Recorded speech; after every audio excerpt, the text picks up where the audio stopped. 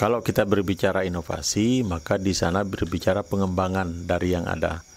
Ibaratnya ini satu gelas, ini sudah terisi gelasnya, kita memberikan nilai lebih dari itu.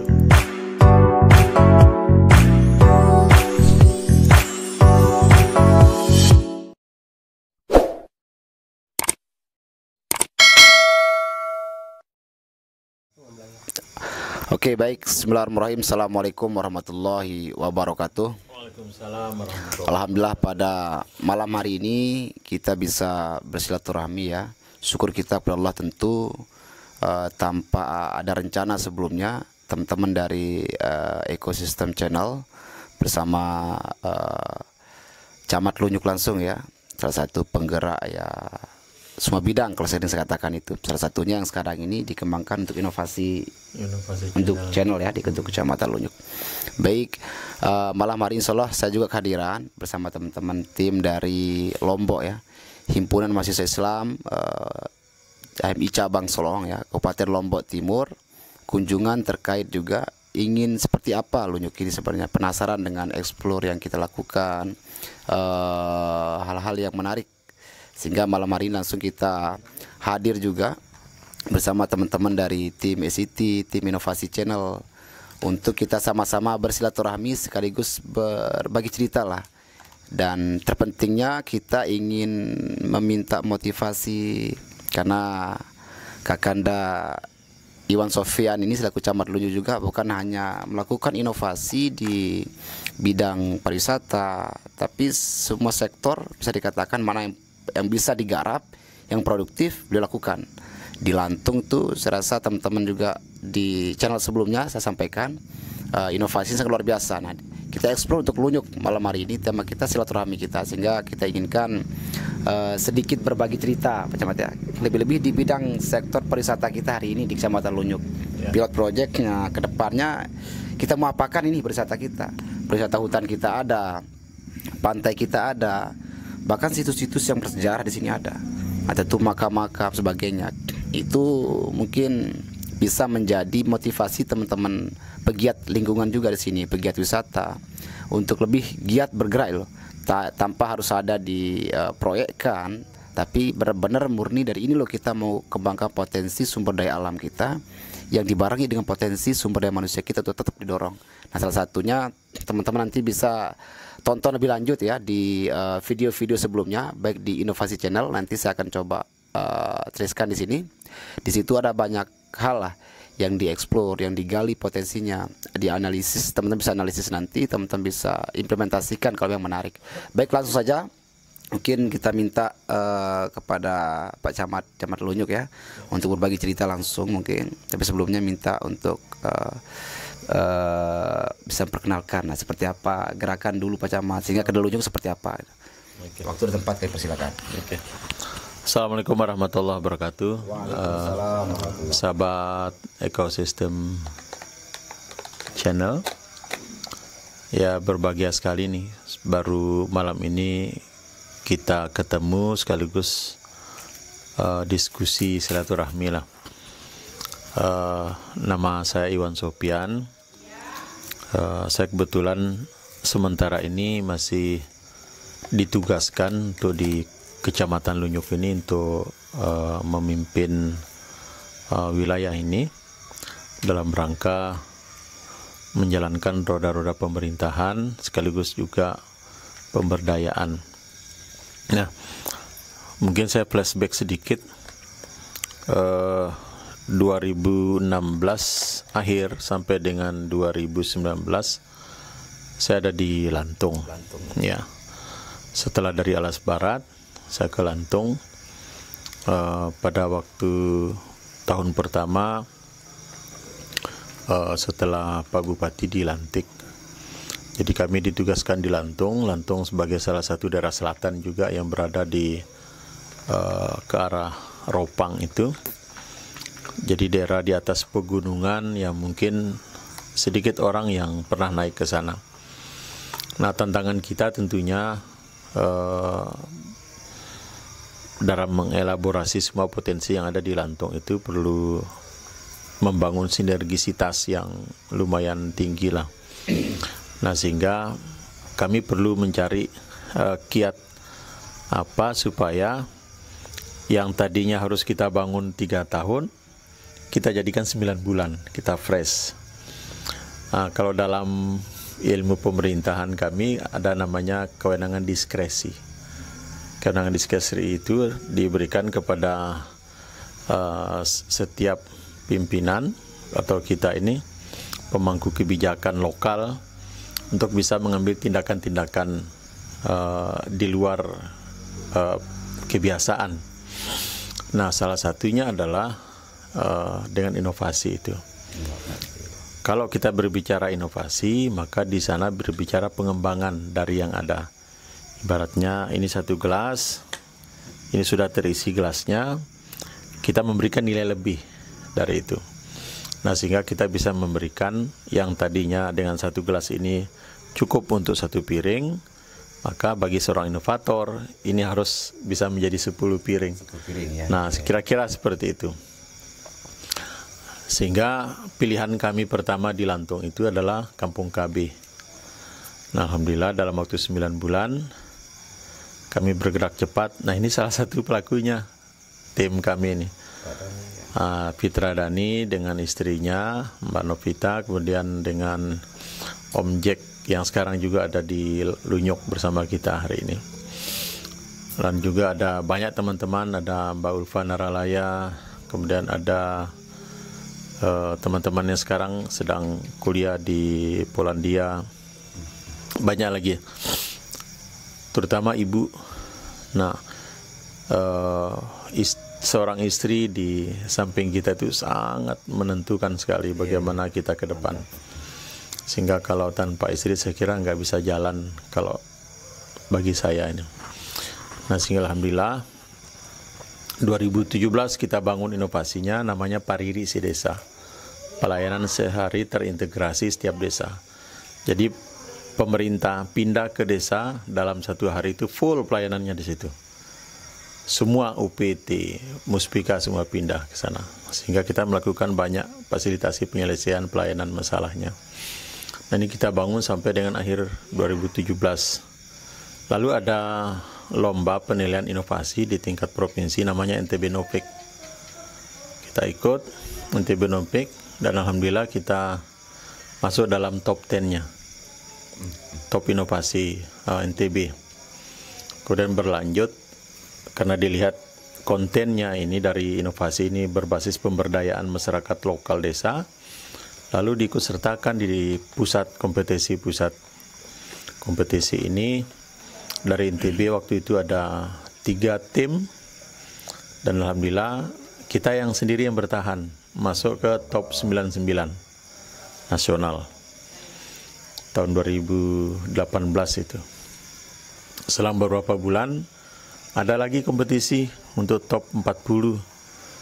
Alhamdulillah lagi-lagi kita lolos jadi top 40 nasional. Nah, waktu itu Pemkab menerima hadiah kurang lebih 9 miliar dari inovasi ini.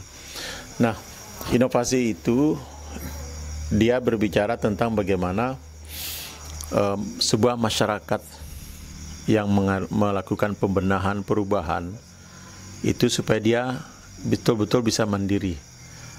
Dia membentuk kelompoknya sendiri, mengidentifikasi masalah-masalah lokal yang ada di dia, dan dia mencari format penyelesaiannya, kemudian dia mencari terobosan-terobosan ke sana, dan dia menemukan jawabannya itu. Nah, sehingga ini bisa dipelajari.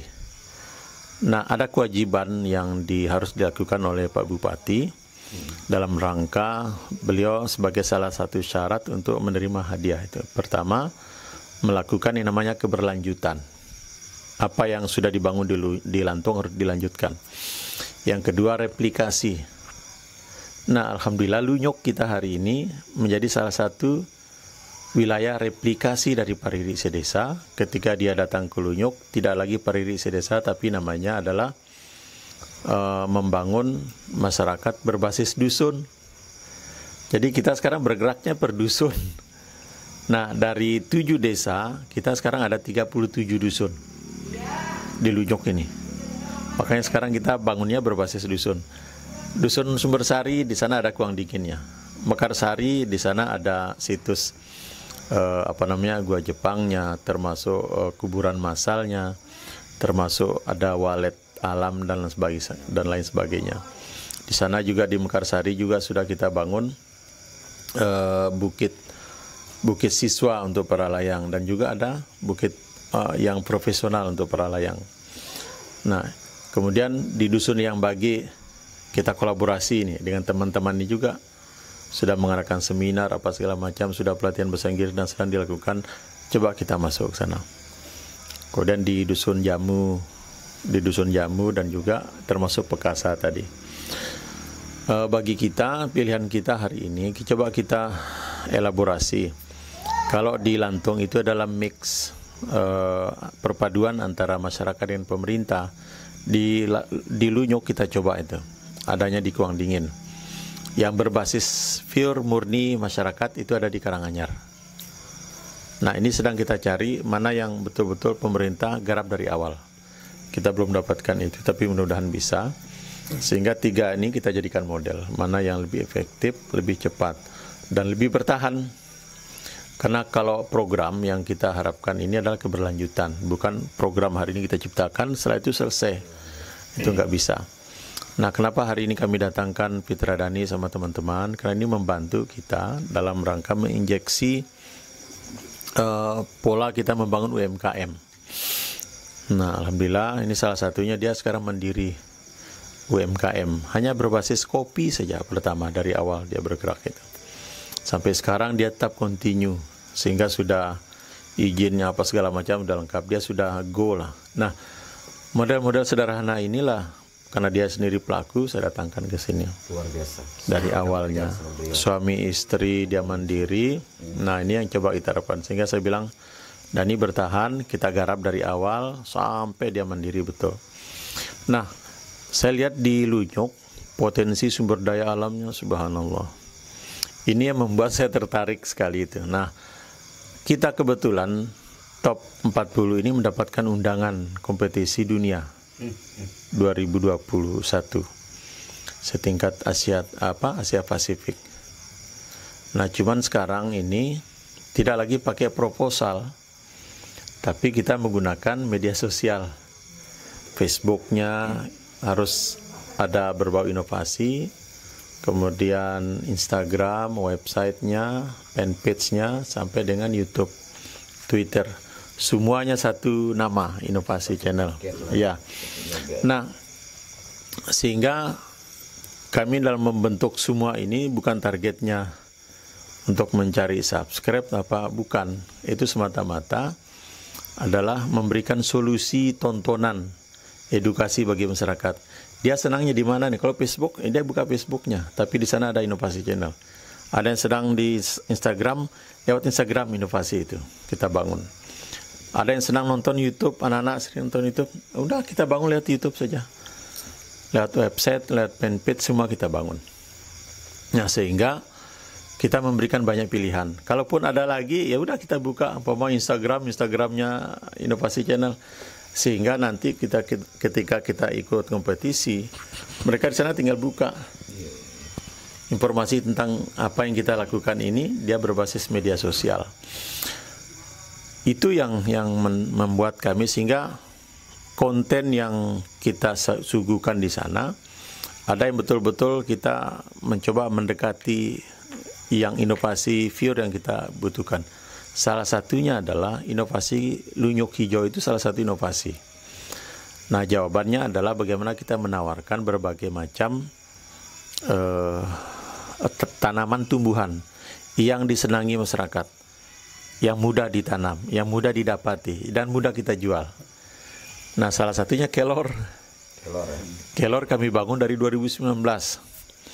Mulailah kita bangun di Karanganyar. Kita kumpulkan bibitnya, bijinya, dan lain sebagainya kita kumpulkan. Nah, jadilah Karanganyar itu kita jadikan proyek pemberdayaan berbasis masyarakat pure. Dari kampung kumuh, tempat sampahnya, ya dulu udah numpuk di situ, tempat ternaknya ngumpul semua di situ. kita edukasi, kami advokasi bersama Om Jack sama Om Lam Sukmayadi dengan ibu kami advokasi berempat. Saya kebetulan pindah dari Lantung tanggal 28 September 2019 pindah ke sini. Juli kita masuk, kan Agustusnya kita langsung upacara di sini. Nah, pindah selama 5 bulan tinggal di sana, kita edukasi dan advokasi.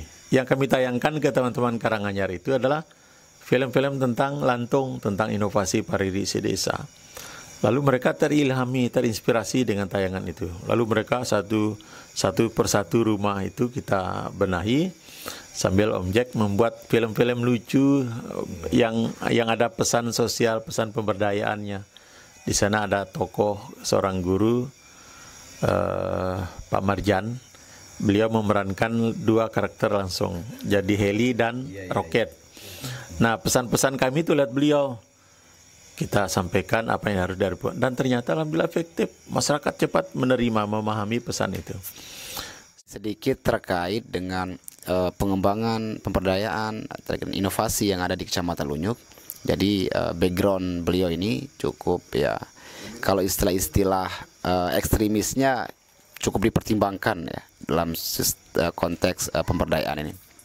Baik, ada beberapa hal juga yang coba kita ingin dengarkan dari Pak Camat langsung ya. Belum dibahas tadi masalah desa santri, belum. Bagaimana industrialisasi kelor ke depan ini. Itu akan coba kita kupas sedikit malam ini, sehingga bagi teman-teman nanti di luar, khususnya ya teman-teman Podarwis di sini yang ada Podarwis Kuang Dingin, Desa Prung, dari Abang Dani ya, Peter Dani, yang pelaku UMKM langsung di sini. Beliau mungkin mengkhidmatkan waktunya sebentar di sini nanti sama teman-teman dari Lombok ya. Baik di Lombok itu misalkan desa di sini ada Desa Kembang Kuning ya. Desa Kembang Kuning cukup menarik, dan tentu Lunyuk ini juga kalau saya baca ya ke depan ini ada event internasionalnya Pak Camat ya. Untuk apa tadi itu? Sasia itu. Inovasi, dan nanti akan coba kita kupas juga terkait desa terbersih di dunia, salah satunya ada di Lunyuk. Nah, coba itu nanti mungkin sedikit dikupas Pak Camat ya terkait dengan desa santri itu bagaimana, karena itu lumayan itu booming dan lagi digarap juga sekarang. Dan untuk event ini juga minta sedikit desa terbersih ya, dusun terbersih di dunia itu mungkin disambung sedikit ya. Terima kasih banyak ya. Ya. Desa santri ini muncul pada acara haul. Ya. Dan ini memang kita rancang sebelumnya. Kebetulan waktu saya masuk ini diskusi dengan Pak Zohri. Beliau kan salah satu pembina ya di yayasan. Siap. Ya, ini pada suka. Lalu saya katakan, Pak Zo, kenapa kita tidak membentuk saja? Kehidupannya sudah ada, tinggal kita revitalisasi saja. Dia menjadi komunitas kesantrian. Kenapa harus santri? Sejarah kita bangsa Indonesia, bahwa kelompok-kelompok pejuang itu lahir banyak dari kaum santri.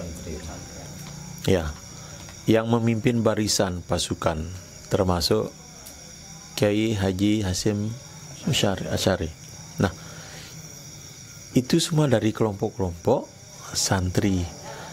Santri dalam kacamata saya adalah itu tadi, seorang pejuang, multi talenta. Kemudian dia fokus juga. Nah, kenapa itu tidak kita kemudian bawa ke di luar pondok? Kalau dalam pondok seperti itu dibentuk karakter-karakter ini, kenapa kita tidak bawa ke yang lebih luas?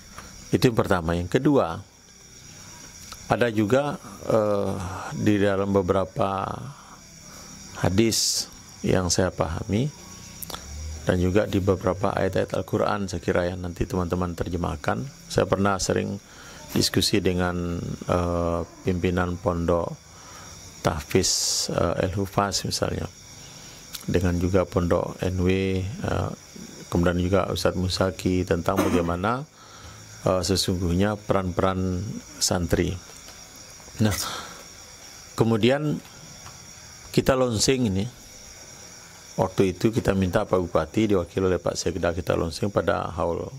Lanjut nanti insya Allah itu di channel inovasi ada ya sebelum-sebelumnya nih ya. Nah itu nanti lebih lanjutnya itu, karena banyak hal lah kalau kita mau garap nggak akan habis ini, item-itemnya kita akan susuri. Tapi yang jelas itu gambaran umum lah, karena silaturahmi kita malam ini menyambut teman-teman dari tim ACT Lombok ya, sama teman-teman himpunan mahasiswa Islam Lombok Timur. Tentu ini potensi kita yang ada. Dan bukan sekedar bicara kita di media, tapi jelaskan tadi bagaimana pemanfaatan media sosial itu untuk jadikan masuk pada event internasional nanti Lunyuk ini bisa dikenal di kancah dunia. Bahkan sekarang ini lagi desa terbersih ya, dusun terbersih di dunia itu sedikit dikulas Pak Camat ya sebelum ditutup mungkin, karena itu sangat menarik sekali untuk didengar sama. Belum kaji Ya, juga itu. silakan. Ya. Oke. Nah, nanti kita bahas satu persatu dan saya siap berbagi cerita banyak nanti ke teman-teman ekosistem ini supaya lebih fokus. Selain desa santri, kita punya juga konsep desa terbersih di dunia. Ada salah satu konten di inovasi channel kita itu mengatakan, apakah itu sebuah mimpi? Iya, kita jawab sendiri, bukan. Karena apa? Dari 23 indikator yang ada di standarnya oleh UNESCO itu, kita sekarang sudah pada indikator ke-9. Langkah pertama kita itu adalah menentukan bagaimana 23 langkah ke depan kita. Kalau kita mundur sudah nggak bisa, karena Anda mungkin kita menghambat orang yang mau hidup, mau bekerja, mau maju. Pilihannya satu saja, maju. Tetapi syaratnya konsepnya harus kuat, cara kolaborasinya harus kuat, teman-teman yang kita ajak pertama juga harus pas, sehingga dia tidak menjadi pengganggu lah nanti dalam menjalankan ini. Nah, kenapa harus kita jadikan desa terbersih di dunia? Ya lagi-lagi konsep Islam mengajarkan kepada kita bahwa bersih itu adalah bagian dari iman. Nah, ini kita buktikan. Ketika kalimat itu kita sampaikan kepada orang-orang tua kita, teman-teman kita di Lunyukode, mereka sadar, oh iya, rupanya itu adalah hak kita, sekaligus kewajiban kita. Kenapa kita menggantung mimpi menjadi desa terbersih di Lunyuk? Ngapain? Mimpi itu gratis kok. Gantungkan saja mimpinya itu setinggal bulan. Nah, jangan setengah-tengah kalau mau mimpi. Supaya apa? Supaya target kinerja, semangat kita itu bisa membuat lompatan. Nah, kami sering menggunakan kata-kata lompatan. Ya, lompatan itu dari titik ini ke titik sana, nggak usah kita lalui ini, tapi mau lompat di sana. Caranya harus ada pengungkit di sini. Kan ini ilmu fisika kita pakai. Ilmu-ilmu terapan yang diajarkan di sekolah itu sebenarnya membimbing kita hari ini bagaimana melakukannya itu. Nah, titik inilah yang teman-teman harus sadari. Kenapa saya harus menggunakan media? Tidak mungkin saya ini datang ke tempat teman-teman ini setiap hari saya datang satu persatu, enggak. Tapi kalau lewat YouTube, orang bisa nonton 100, 200 dari waktu bersamaan. Apa pesan-pesan yang coba kita sampaikan. Nah, sehingga bagi kita pilihannya seperti itu. Desa terbersih di dunia bukan mimpi, tetapi adalah wujud semangat dan menjadi fokus kita bersama. Kepala desa masuk dengan intervensi APBDes-nya. Begitu juga desa santri masuk dengan intervensi APBDes-nya. Kuang Dingin masuk dengan intervensi APBDes-nya. Pada akhirnya juga nanti Karanganyar juga akan diintervensi. Kemudian ada juga sudut desa wisata yang ada di Sukamaju, yang ada di kaki Bukit Batu Romong. Kemudian Dusun Jamu yang ada di Desa Jamu. Kemudian di Yang Bage yang ada di Desa Emang Lestari. Dan juga di Sukamaju ada hutan desa. Kemudian juga ada Sungai Mati. Dua ini yang kita sama-sama. Cuman pilihan kita hari ini adalah fokus 2021 harus kita selesaikan 3 titik ini dulu. Karanganyar, desa terbersih, Lunyukode, bukan 3, 4 plus Liang Bage. Nah, ini harus kita tuntaskan. Tuntasnya sampai di mana? Nah, kita lihat nanti derajat dukungan dari lokal. Kita mau 10 tetapi lokalnya hanya kemampuannya 5. It's okay, nggak apa-apa. Tetapi kita mulai, karena apa? Pak Kades ini kan beliau masih 5 tahun lagi menjabat. Maka saya bilang dengan Pak Kades dalam waktu 5 tahun, satu dusun Bapak selesaikan setahun. Insya Allah itu bisa fokus. Oke. Lanjut. Nah, karena kalau kita nggak fokus, ya sama saja dengan menabur debu di atas batu terbang nih. Mending kita fokus saja. Nah, sehingga pastilah dalam kita berjalan kata-kata ini banyak yang nggak siap. Kenapa? Belenggu masa lalunya itu masih ada. Karena mereka mungkin berhimpun atau bekerja dengan teman-teman yang juga beda visinya, beda cara kerjanya, beda mekanismenya. Jadi perubahan sosial itu membutuhkan waktu yang lama. Begitu juga kita sekarang ini. Merubah sesuatu, desa santri saja berdebat kita dengan kata-kata santri. Padahal kesantrian itu hidup 24 jam di Padasuka. Tapi menjadi perbincangan ketika kita melihatnya dari sudut masing-masing. Waktu saya katakan Assalamualaikum itu wajib nggak? Wajib. Ayo sekarang kita perdeskan. Baru paham. Berjilbab wajib nggak? Wajib. Kita perdeskan. Iya. Kemudian kita bersih, buang sampah sembarangan, dosa nggak? Ya saya bilang kalau sudah itu mengganggu bagi lain, maka jatuhnya dosa. Ya sudah kita perdeskan. Kemudian sholat di masjid 5 waktu wajib enggak? Kalau bilang wajib, ayo perdeskan. Maka nanti akan ada linmas syariah, ada apa? Ketika mau masuk waktu sholat, dia keliling, ayo sholat sini, ayo datang sini. Nah, kalau itu kita bangun, subhanallah, maka rahmat di sana akan turun. Nah, tapi itu kan harus digerakkan oleh pemerintah hari ini. Bersama apa? Bersama ulama, bersama tokoh-tokoh masyarakatnya di sana. Bahwa hari ini kita ketemu dengan masalah, iyalah, karena Allah ciptakan 2 sekaligus dengan masalahnya itu. Maka harus kita jalan. Kalau mau naik, ya naik dengan masalah. Iya bang. Artinya kalau mau naik ke pohon, ya jangan takut jatuh Bapak pasti nanti. Karena itulah kembarannya. Nah, artinya sudahlah, kita jangan debat dulu, tetapi kita mulailah dari langkah pertama. Begitu langkah pertama kita mulai, maka Allah akan bukakan nanti langkah-langkah berikutnya akan jauh lebih baik. Kalau kita tidak memulai dengan langkah pertama, mimpilah kita di situ. Kita debat terus. Makanya saya bilang Pak Kades jangan ribet cara berpikir. Satu saja kita mulai dari perdesnya. Assalamualaikum warahmatullahi wabarakatuh. Itu wajib.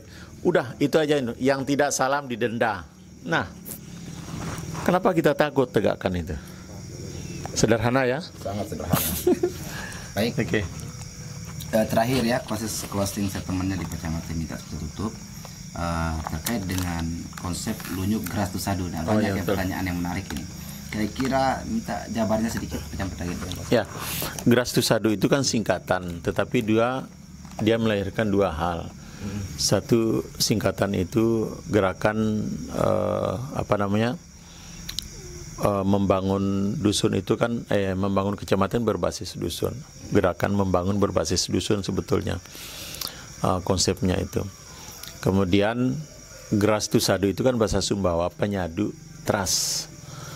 Kalau kita sudah mendapatkan trust, maka mudah kita gerakkan orang itu. Nah, inilah kita jaga. Maka saya bilang dengan teman-teman, untuk bisa kita jaga trust, mulailah dari lingkungan kita dulu. Sebelum kita menghimbau teman-teman suruh nanam, kita dulu harus nanam supaya trustnya ada. Ketika kita bicara ini, maka kita yang harus konsisten, tidak boleh mencela-menceli, karena trustnya di sana. Saya bilang dengan Pak Kades, ayo Pak Kades, jadikan saya ini hakimnya di sini, penengah, supaya apa? Mudah nanti kepala desa kalau menyelesaikan sesuatu, ayo datang ke Pak Camat sebagai bapak kita, selesai di sana. Karena trustnya terbangun. Geras tusadu itu adalah trust, mengembalikan trust pemerintah ini supaya dia bisa memangku. Ya namanya pemangku, Mas. Ini kita dudukkan semua di sini. Terpangku semuanya. Terpangku semua, terfasilitasi, terayomi. Nah, kondisi sosial seperti inilah yang kita coba bangun.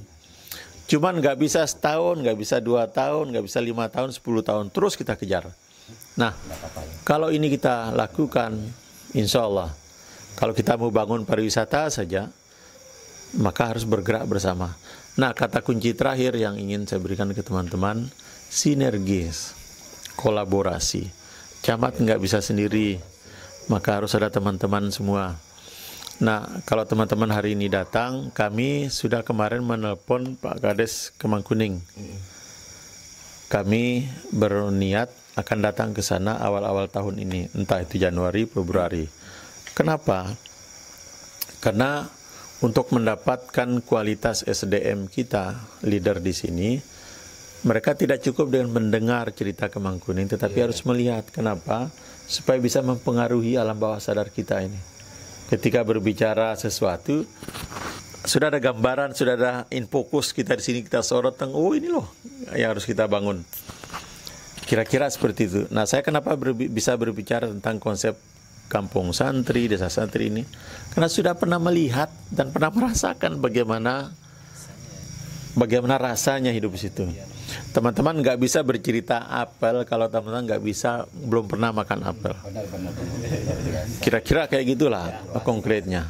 Ya. Baik, terima kasih banyak Pak Camat ya terkait dengan informasi berbagi kita malam ini, diskusi silaturahmi lah. Jadi teman-teman nanti yang di Lombok ya, kalau beliau hadir, tolong diamankan, disambut baik beliau ya. Nanti kita kawal lah, kalian kawal. Hanya nanti kita tukar kontak ya. Kepala Desa, BPD,